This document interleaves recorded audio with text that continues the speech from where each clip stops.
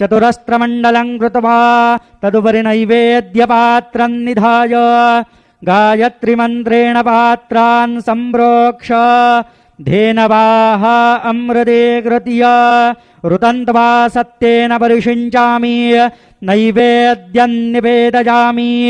ॐ प्राणाय स्वाहा ॐ अपानाय स्वाहा ॐ व्यानाय स्वाहा ॐ उदानाय स्वाहा ॐ समानाय स्वाहा ॐ ब्रह्मणे नमः। मध्ये पानीयं समर्पयामि पुनर्नैवेद्यं निवेदयामि।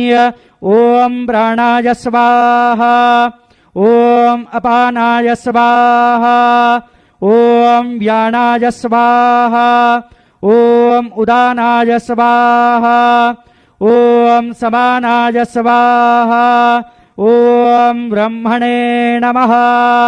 नैवेद्यं समर्पयामि हस्तप्रक्षालनं समर्पयामि मुखप्रक्षालनं समर्पयामि। सद्गुरु साईनाथ देवताभ्यो नमः। चरणकमले प्रार्थनापूर्वक नमस्कारं करोमि। श्री सच्चिदानंद सद्गुरु साईनाथ महाराज की जय।